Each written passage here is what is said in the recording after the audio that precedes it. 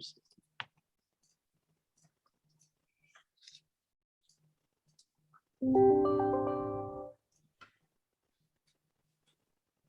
Rolando, I think you might need to update your name.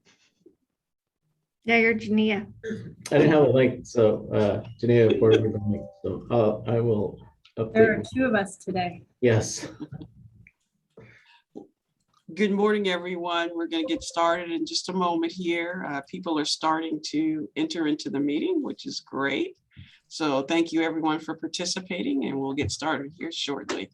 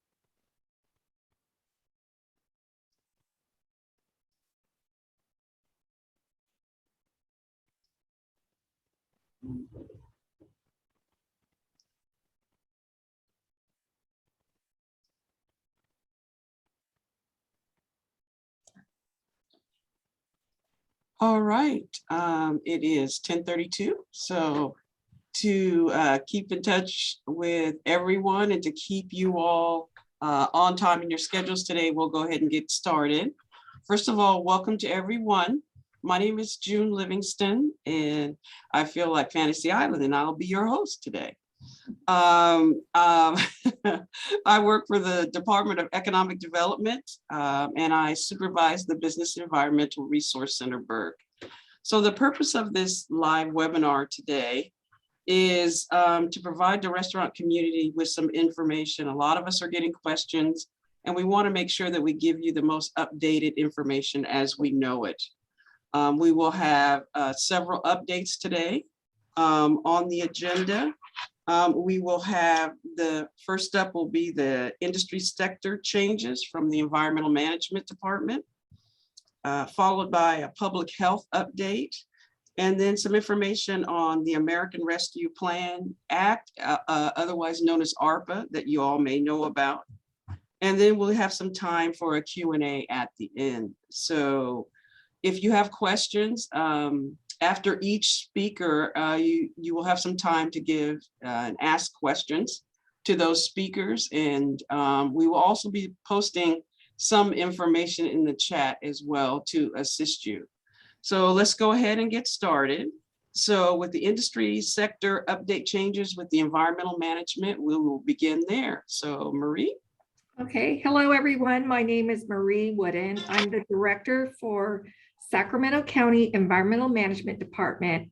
And one of the programs that we have 34 regulatory programs in our department, but the one we're here for today is the retail food industry program. And I have with me my managers, Division Chief Jania Monasterio and Deputy Chief Rolando Villarreal. So we could tell from some of the questions were coming and our inspectors were hearing, it was time to give another update. Dr. Cassiere will be on later and she will give you an update on COVID-19, vaccines, and can answer questions that you may have regarding protecting your workers or the duration of your vaccine. She has a lot of knowledge and she'll be able to answer a lot of those type of questions. But for now, we'll go ahead and go over the guidance we thought, or the information we would share with you, which is beyond the blueprint framework. Jania is going to be updating you on that. And then retail food guidance, I believe is Jania. Also, the Halloween guidance we just completed, and they're working on updating the holiday guidance for this winter. And Rolando is also going to be going over the new legislation that has just been chaptered signed by the governor, chaptered or on its way to be chaptered, that will be impacting restaurants, and in a good way, I think. So anyway, Jania, do you want to go ahead and go over the Beyond the Blueprint framework? What this document is, let me just talk for one little brief second about it. It's a correlation of the guidance the state CDPH, California Department of Health Services, has put out there since June 15th when California opened. So we've been tracking that and updating it. It's a lengthy guidance, but she's going to show you how to maneuver through it rather quickly. Go ahead, Jania. All right, good morning, everyone. Just want to make sure that my screen is showing for our website. Everyone can see it. Okay. So this is our website that we have put up, the EMD's website. So please utilize this. This is great information and has quite a bit of information in here. And this is where all of our guidance documents can be found. So when you go to our website, clicking on the information, it will go to the EMD COVID-19 information page. And in here, we have various documents, links, etc., that will take you to CDC, CDPH's website, various other websites. And then also at the bottom, it has specific guidance for certain industry sectors. And so this is helpful kind of maneuvering and finding out, well, what is the latest, what is been released. So please utilize this. This can be very helpful. Within it, we have the Beyond the Blueprints reference chart, and that's one of the items I'm going to be looking at today or going over. This is Beyond the Blueprints reference chart, and as Marie mentioned, it is very lengthy. It is 29 pages long. However, the first 2 pages have links to the various sections or portions of it. So depending on what it is that you're interested in looking at, there's a state public health officer order on August 11th or the August 5th one, or you want to know more about face coverings and exemptions or choosing safer activities, you just click on any of those topics and it'll take you directly to it. So for example, restaurants, bars, breweries, and distilleries will take you to that section. It's on page 19. So that way you don't need to go through the entire document and try to search for what it is that you're looking for. So on this section for restaurants, bars, breweries, and distilleries, it's really looking at the information that's presented by ABC and providing information for the 8th Notice of Regulatory Relief.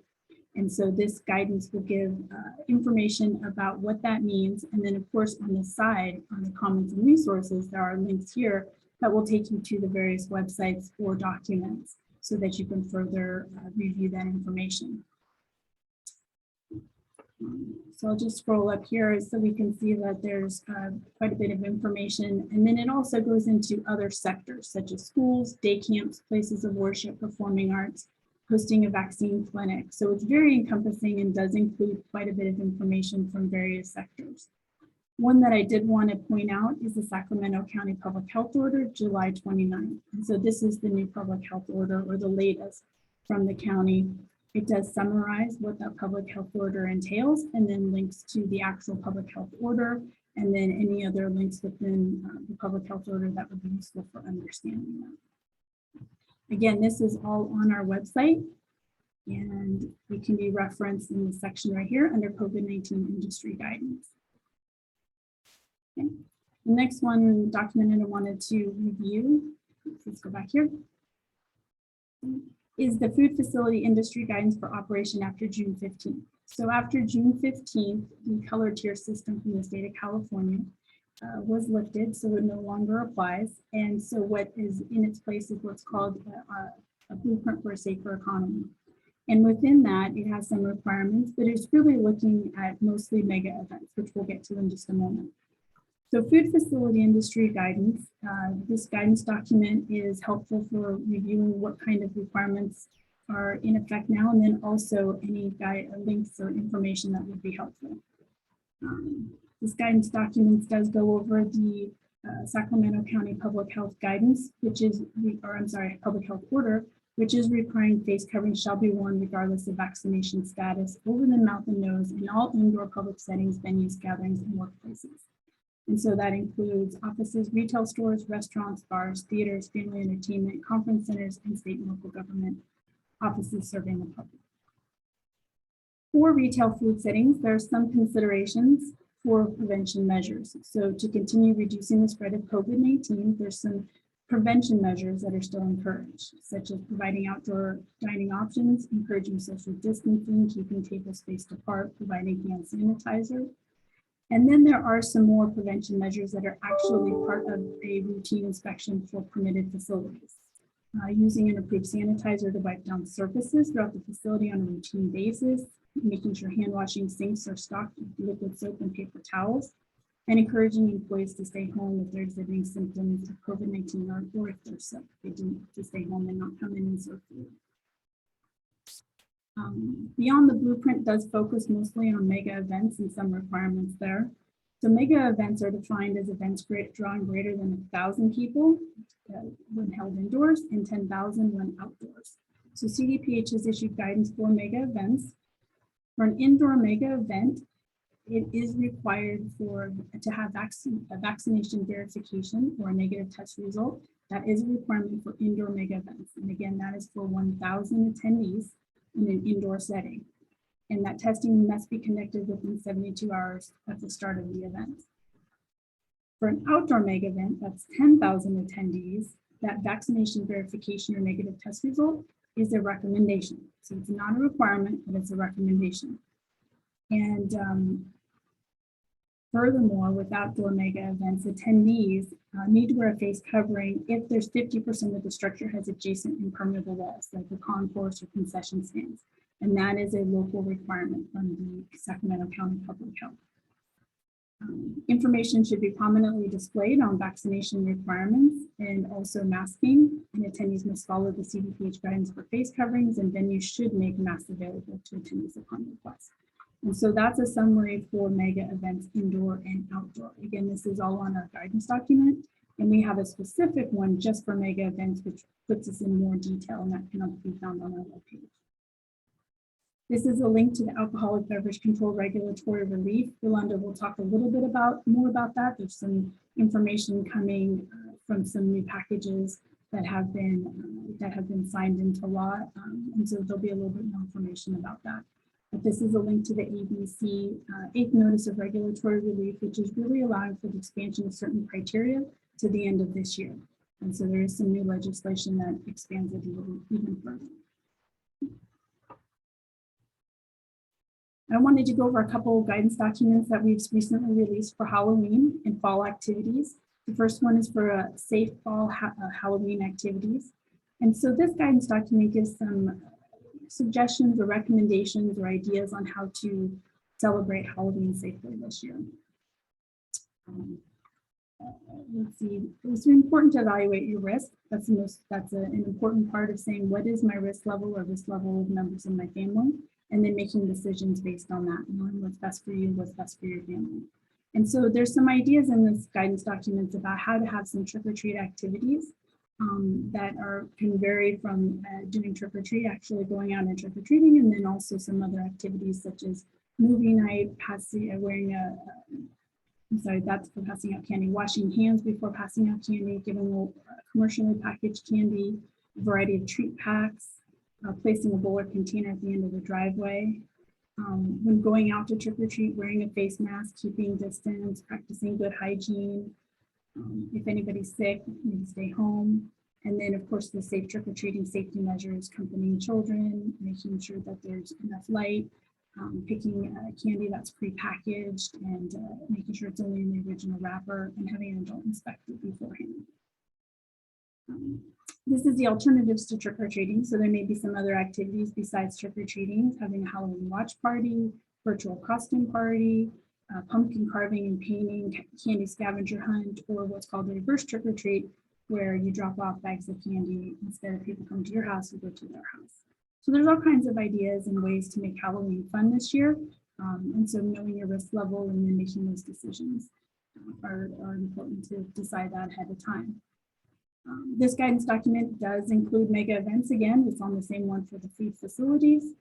And then we also added other fall activities. So Dia de los Muertos, pumpkin patches, haunted houses, parties and other social gatherings. So there's some information on here of different ways to also enjoy those types of activities and things to think about prior to engaging in them, especially if there's any risk levels. Our last Halloween or fall activity guidance is for agritourism, pumpkin patches, you pick, produce, etc. And so these ones talk about, again, choosing the safest activities. What is your risk level? What's best for you where you end up going? So consider these recommendations: washing hands, staying home if you're sick, wearing a face mask, maintaining distance, and then cleaning and disinfecting high-touch surfaces often. Face coverings, again, in Sacramento County, masks are required to be worn in all indoor public settings, regardless of vaccination status. And that is currently the requirement right now. Putting up signs is important for a lot of these places, just as reminders about wearing face coverings or other types of signs, such as if you're feeling sick, or here's different symptoms for COVID-19. And then distancing recommendations. Again, there's information about mega events in this document as well. And it's the same as the other two we just went over. Capacity limit recommendations, looking at pinch points or areas where people can gather or accumulate, and moving lines a little bit faster. And so just those considerations: sanitation, high risk, high touch areas, cleaning and disinfecting. You pick produce recommendations, and this is just making sure that there's movement and people are moving through and there isn't crowding. And same thing with retail area, moving through checkout stations, providing hand sanitizer, contactless payment systems. Food sales, again, using approved sanitizer to wash down surfaces or wipe down surfaces, providing hand washing sinks with soap, paper towels, and encouraging employees who are sick to stay at home.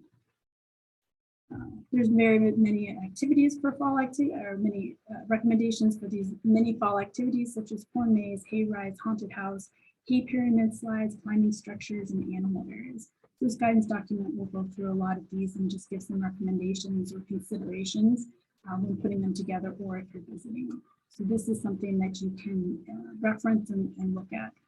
The second part of this, or the last part, is recommendations to prevent COVID-19. So these are for those who are putting on these activities, that they can put together a plan, provide employee training, and then also have prevention for employees, such as they understand what their sick leave and when they can come to work and what kind of requirements are for that business.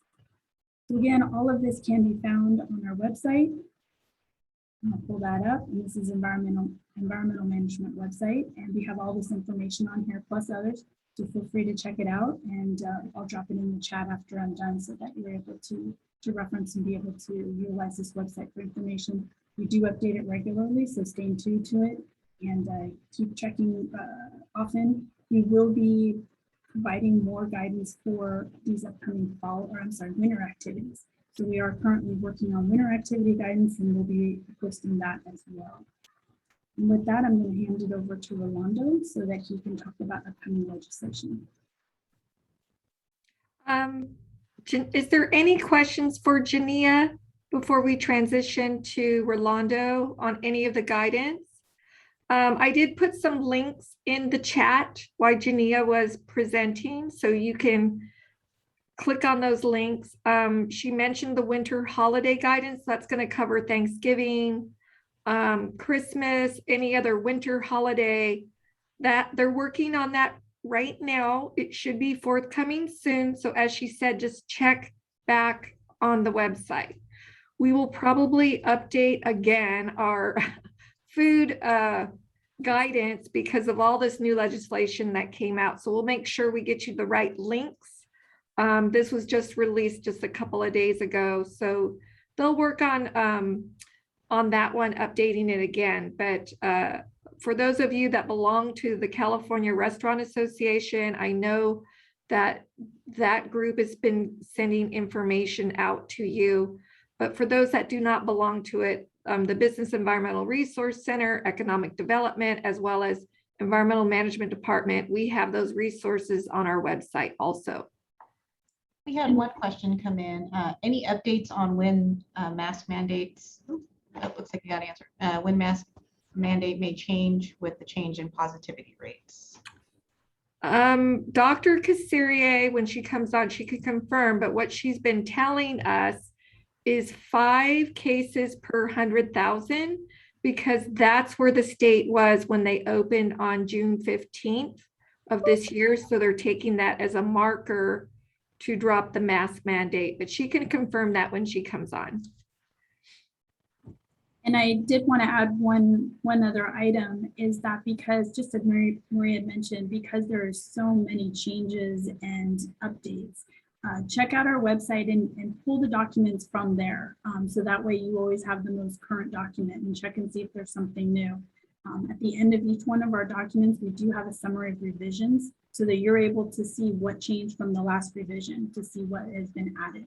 So we keep track of that, and that's visible on all the documents, so that it's easy to reference when they change and what changed, because sometimes it's a small change and then other times there's a lot of new information on there, and that way you'll know whatever version you have, if that's something that's current, or if there's another version that has even more information on it. So pulling it from our website is the best way to do it, so you have the most current version. We do change them often. We're always trying to keep them updated with the most available information so that they're as current as possible. All right. Thank you, Jania. Rolando? Thank you, June. So I'm just going to go over really and highlight the 3 bills that were signed by the governor. So Senate Bill 314 and Assembly Bill 61. Both bills allows for flexibility in the way alcohol is served, including where it can be served and how spaces can be shared with other businesses. And that's effective until July 1st, 2024. So that means is essentially if you have an extended patio or extended off-street sales, that would continue. Senate Bill 389. So this bill would allow, authorize the holder of an on-sale license for a bona fide public eating place, such as a restaurant that has an off-sale privileges, or a licensed beer manufacturer, licensed wine manufacturers, or licensed craft distiller that operates a bona fide public eating place at its premises or production. It also exercised additional off-sale rights and privileges, and that will take effect until December 31st, 2026. So currently, ABC does not have guidance for these bills as of yet in their website. So more information to follow on that. So those are kind of the main highlights of the 3 bills that was recently signed. Orlando, I have a question. Can you go over the outdoor dining bill? Did you mention that? I'm sorry. Yeah, so Assembly Bill 61 authorizes and the expansion and continued expansion for restaurants with dining outdoors. So in other words, if there is a parking zone, those use and permits will still allow them to continue that process. So extended dining out in the streets, sidewalks, and any areas leaving into the street. But just a reminder, you are still required to have some type of use permit from your local's zoning or department. Planning. So for Sacramento County, we have been in contact with the planning department, and they do have a resolution with the board as long as there is an emergency for COVID-19. But because of this new legislation that was passed, they're looking into if, for instance, the emergency was dropped before I forgot the year end date. Is it 2024 for this bill? Yes, it's 2024, January 1st. So if they're looking into extending the resolution with the board, so if the emergency drops before 2024, they are going to extend with a different resolution so you can continue and be in alignment with this bill, with this new legislation. Are there any questions? I think there's some. Okay. Lindsay, what do we got? We got, so Steve Lepage asked, what is the facility's responsibility in regards to enforcing the mask mandate? And that this can be confrontational, which I know some of us have heard as well. And we have another question. Can you type those Senate bills you just mentioned in the chat for reference so they can look it up and kind of do a deeper dive? So I don't know if we want to, if this first question might be one for Dr. K when she comes on. Right. So we will answer that and then I will go ahead and add those Senate bills and Assembly bill in the chat. okay.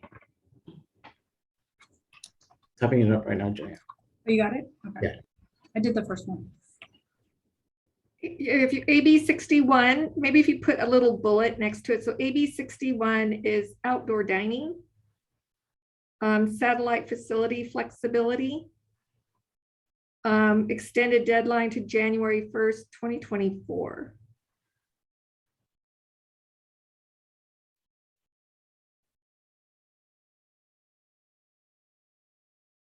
So maybe you type exactly what they are about, that would help. Okay, so while they're working on that, are there any other questions for Jania or Rolando or myself related to food, retail food program?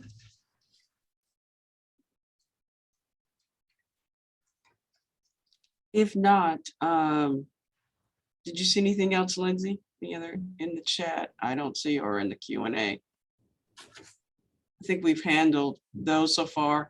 And the questions that weren't answered, we will have our health officer answer the mask mandate requirements when she becomes available. So if you just hold tight, and if there are questions that we can't answer right away, if you would at least put them in the Q&A, and we will make sure that we get you an answer. So thank you, Marie. Thank you, Rolando. Thank you, Jania, for the presentations. And we will move on to the Office of Economic Development. We have Crystal Bethke, who's a Senior Economic Development Specialist. She's going to talk to you about ARPA, American Rescue Plan Act, what's upcoming and what to look out for. Crystal. Thanks, June. Just a little recap, as many of you might know, the county did receive approximately $301 million from the federal government's American Rescue Plan Act, commonly known as the ARPA. The county has already received $150.5 million of this and will receive the second half in May of 2020. The Board of Supervisors has already taken action and approved the use of $25 million from the county's ARPA funds for district-directed allocations of approximately $5 million for each of our 5 districts. These funds will come from the county's initial $150.5 million and will be used at their discretion for needs in their individual districts. On Tuesday, November 2nd, during public session, the board is expected to be presented with program funding allocations for the remaining $125.5 million, which does take into account the top priorities that were identified in a very robust community needs survey that was sent out to the county's residents and business community back in July. Once the board approves the amounts for each of these identified categories, then they plan on implementing programs that can be scoped into projects throughout either direct assistance, partnerships, grants. The formal process for intaking proposals that we might have to work with other organizations, our other jurisdictions, community-based organizations, and then potentially doing direct grant programs to our business community. Those will be defined then or soon after. In addition, some of you might have seen that the state did announce on Tuesday that they are now accepting applications from county governments statewide to administer a California microbusiness COVID-19 relief grant program. So counties have the ability to submit proposals back to the state by November 18th in order to receive funds for their jurisdiction's microbusinesses. We want to let you all know that Sacramento County does plan to submit a proposal, and we could receive up to $1.9 million to support our local small businesses. We've got a large outreach effort that we're going to be doing to keep everyone informed of this process and these funds if they do become available. We won't find out if we receive those funds until the end of the year. Open for any questions if you guys have them.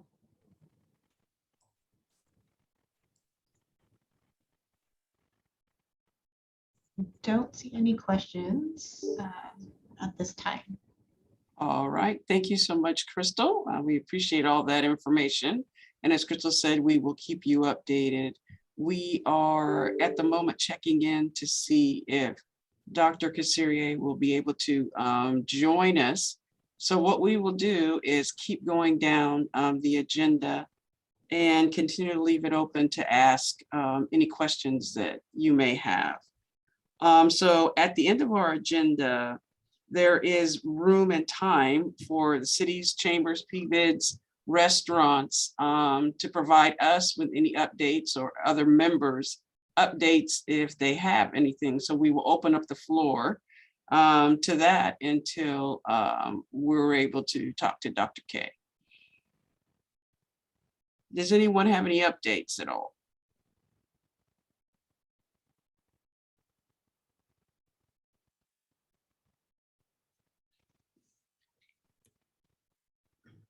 I have a question. This is Marie, just for myself.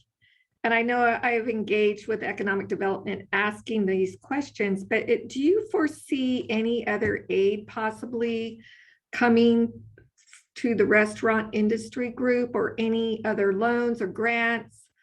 And where can they go to get help if they have questions about their loans, like their PPP loan that they've gotten, or restaurant revitalization fund?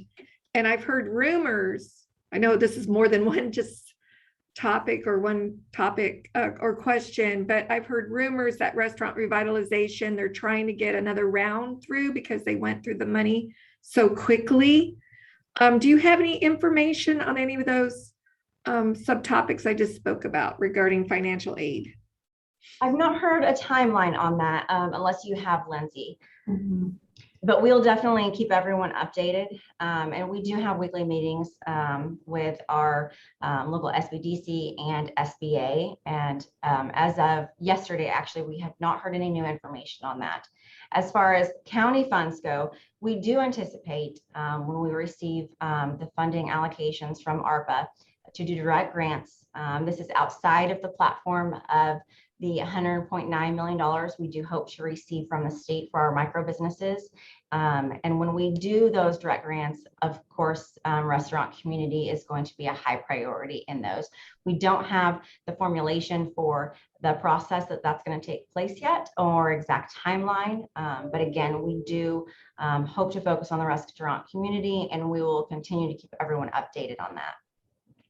And then in terms of, when people are looking at updates for their particular PPP loan, you have to go through whoever the lender was that you initially applied with for PPP. Now, in terms of an EIDL loan, or, if you have the RRF, you would have to go through the SBA's portals through those because they are very specific. And I know people a lot of times think that, well, it's all from the federal, shouldn't all the different things speak to one another, but unfortunately do not. So especially with PPP, because you are going through a direct lender. So just kind of an update on that.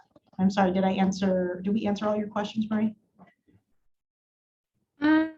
Yeah, it wasn't like the magic bullet, but yes, you answered. Sorry. I know a lot of the restaurant operators and owners have those questions regarding financial aid. Excellent. So what we're going to do, Dr. Kassirier has joined us, and Dr. K, we sort of run through the agenda, so we're going to move back to you. But Lindsay, there wasn't one question that we would like to get answered before you. Well, actually, let me let you give your presentation first, because you may answer the question during your presentation about what's going on with public health, COVID-19. So I'm going to turn the floor over to Dr. Kassirier. Good morning, and my apologies. I was double booked, and with the way it goes with these schedules, I was trying really hard to make sure that I would jump in on time, but things get backed up. So I apologize again for this. But anyway, real briefly on where we're at, over 152,000 cases reported of COVID-19. We're averaging about maybe between 200 to 250 cases a day. And our case rate is at 14.8 per 100,000. So we've been steadily going down over the last few weeks. And so that is good news. It's not as dropping as quickly as we'd like, but at least it's still going in the right direction. And when you look at the hospitalizations where we had a lot of concern for a while, we have now dropped below 200 cases in the hospital. And with the deaths, we're at 2,273. And even there, we're seeing that now the number of new deaths being reported has started to slow down again. So we're definitely past the peak. We are on the downward turn. And I guess the question now that we're getting in public health is what next? When are we planning to revisit the issue of masking indoors? Because Sacramento County is one of the counties that has the mandate for masking indoors regardless of vaccination status. So we've been talking about it with other counties. The Bay Area released their guidance, but I thought that it was a little complex because they added things like getting to a certain vaccination status. So in Sacramento, we're going to keep it simple. When we get to 5 per 100,000 of case rate, we will then end the masking mandate. I do have to remind people though that there's still a state mandate which requires masking for people who are vaccinated, and then also in certain settings such as healthcare or congregate settings such as schools, jails, and Transportation, public and- transportation. on shelters. Oh yeah, and public transportation. Those you still have to wear a mask. As far as vaccination, we are now at, let me get those numbers for you. So I'm going to give you two sets because there's a little bit of a difference. When you look on our dashboard, you see that it says 61.7% of the total population have at least gotten one dose or are partially vaccinated. And of those, 56.4% are fully vaccinated, which means that for Moderna and Pfizer, they have the 2 doses. And then for J&J, still the 1. But then there's also looking at the eligible population of 12 years plus. Sacramento has 73.9% that have at least received at least 1 dose, and then 67.5% of the eligible population that is 12 years plus that are fully vaccinated. Right now, the FDA is reviewing additional data to make decisions on booster doses for Johnson & Johnson and Moderna. Right now, only the Pfizer is approved for booster doses for certain groups. And then also looking at approving vaccination for 5 to 11-year-olds. And then lastly, the governor a few weeks ago did announce that when the vaccine is fully approved, right now for children is still under the emergency use authorization, but once it's fully approved, that there will be a mandate for vaccination for school children and teachers. Some of the school districts have gone ahead and issued their own or passed their own resolution for vaccination. And in Sacramento County, I think you're aware that Sac City Unified School District recently passed that, but I think everyone has until November 1st or November 30th to have at least the first dose. So a lot still happening on the vaccination front. And I don't know what the question was, but I wanted to share with you some data that we received yesterday from the state. Because one of the questions that people have asked they've said, well, COVID is not that bad. It's, it's like the flu. It's only 1% death rate. But one of the indicators that we look at is the reduction in death rates overall. And so this week, the state provided us some information, and sure enough, there has been an increase in deaths overall in California, and that's true also for the United States. And just wanted to share with you some of the data that they provided. So the increase in death rate overall is 15.8%. And so and this is for 2020. So the 2020 death rate is the highest it has been since 2008. A lot of this, the impact is due to COVID. Of course, there has been a little bit of an increase in other deaths as well, such as for heart disease and also for drug overdose. But by far, the largest increase has been due to COVID deaths. And then when you look by race, ethnicity, what the disparities are, 34% increase among Latinos, 7.5% increase among whites, and 20% among other groups. So I think those are sobering statistics that we will, we have to look at in order to see the impact of COVID-19 and why it's so important for us to get people vaccinated so that we can have community protection for everybody. So with that, I guess I turn it back to you for questions. We have one. Is the mask mandate based on confirmed cases in Sacramento County or on the positivity rate? So when you try to differentiate between confirmed cases actually, I should clarify. On our dashboard, when we are looking at the positivity rate, that means that it is the number of positive compared to the total number of tests done. So usually the positivity rate gives you an indication of, one, it's an indication of how much testing is being done, and also how it's also an indicator of the amount of disease transmission.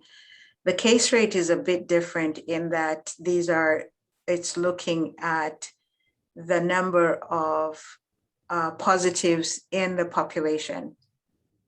So that's a bit different. And for the masking mandate, we're using the case rate. And then some of the questions we had earlier, what is a facility's responsibility in regards to enforcing the mask mandate? And you're just talking about it could be very confrontational often. Yeah, unfortunately, it has been confrontational, and I think that's really unfortunate because, wearing a mask, basically all we're asking people to do is put a cloth over their face. But some people have decided to make that a flashpoint, and unfortunately, we do not have the staffing to be able to be at every single business. And so it has been up to the different businesses to enforce. Most places, they have not had any issues, but definitely I have also seen some of the confrontations that have been in the news. And I think that's very unfortunate. As much as you can, I think finding ways of being able to diffuse situations like that and also prevent those kinds of confrontations, I think helps. Do we have any additional questions for Dr. Kasiria? I see some that are just now popping up. In the chat? Okay. Under the Q&A, there's now a couple. Lindsay, did you want to read the one from What If We Tried? Do you want me to read it? Sure. Yeah. What if we tried letting people be responsible for themselves and not be the mask police and put businesses in this difficult spot? So this is just a comment. There was another one. This one's a question. Recently, LA City Council voted to limit restaurant access to patrons who can prove they've been vaccinated for restaurant, bar, shopping malls, gyms, nail salons, museum guests, effective November 4th. Is Sacramento County considering this as well? We have considered it, but we are not planning to implement anything like that at this point. Because actually it would still go back to the businesses to enforce.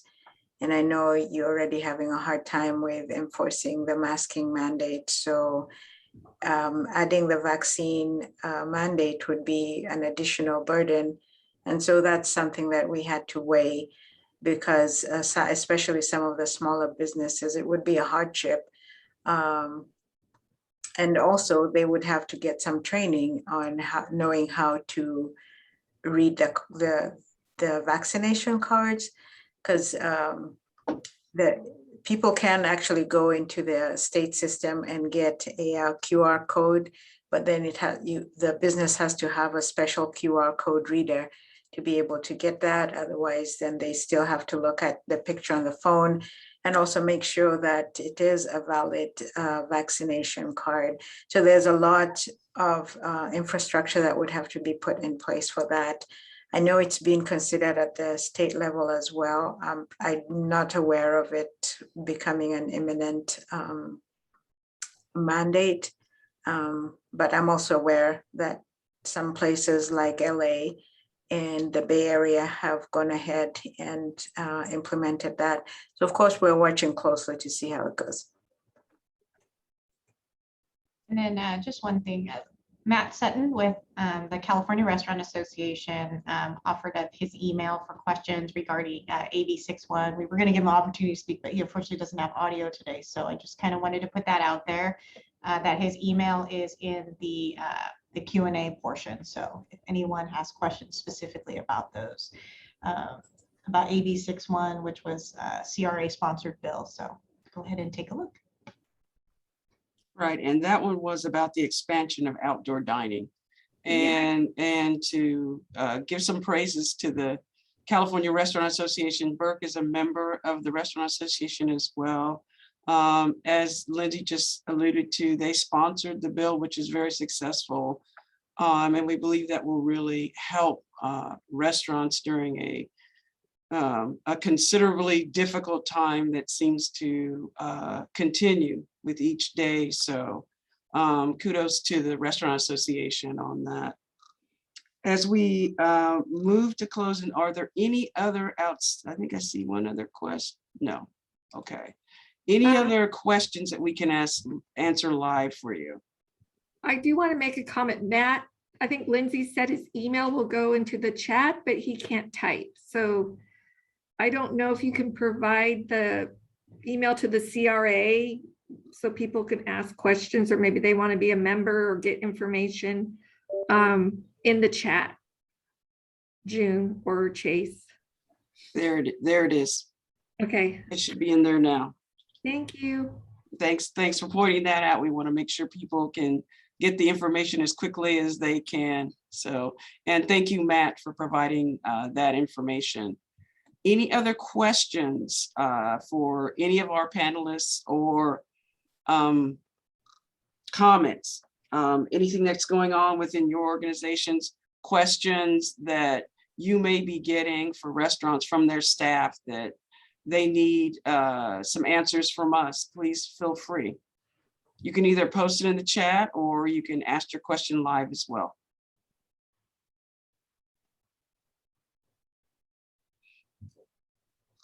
Yeah, if you want to ask live, please raise your hand, and that way I can see and allow you to speak. Thank you. We have one. Besides AB 661, the other bills, they didn't see them in the chat. I think they might be SB 1341 and then SB 389. Oh, it might not have gone to everyone. So let's, Okay. I need to resubmit that. So. And also, as we're giving you some time, if you could, we would really appreciate any feedback that you can provide to us about what are the things you might want to see that we didn't include, specifically for restaurants, some things that we could address at later meetings if that becomes necessary. But please also check out the websites. And Chase, if you would put the Burke website, the economic development website in the chat as well too, so people can see what additional resources. And I believe, Marie, the EMD one, I'm not looking right now, is your site in the chat as well? I posted it earlier. Okay, And I excellent. just want to emphasize, thank you, Chase Burke, Economic Development, for recording this webinar. We know a lot of restaurant operators, owners are busy doing a lot of work themselves, you're shorthanded. So we are recording these meetings so you can see them at a later date. So if you know other operators that couldn't attend, but this is good information, feel free to share that with them so they can come and view the recording later when they have free time. We will send it out to our operators that we have in our database, EMD. The inspectors also try to update the operators when they're out there doing their inspections. But Burke is going to have it on their website, economic development. So we're like a three-prong approach, just pushing the information out there the best we can. And we know you're challenged, you know, short staff, working so hard. I mean, I see it when I go into a restaurant at lunchtime. So we're trying to get the information to you the best we can. Thank you for that, Marie. And please, as I said, if you have any other additional comments or some things that you would like to see or some things that you think about later, most of our websites also too, you can reach us and pose questions as well. And we'll do our best to get to all of those. Anything else? One more question. From the Great. data you have gathered so far, is there a possible timeline on when you anticipate the mask mandate being lifted? I guess just based kind of on the progression. Of course, it is dependent on where the numbers go and what happens over the winter season. I am hoping that by end of November, definitely, but or hopefully sooner than that we will be able to lift the masking mandate. And again, to remind everyone, this will only be for people that are vaccinated. For the unvaccinated, they will continue to have to wear the mask.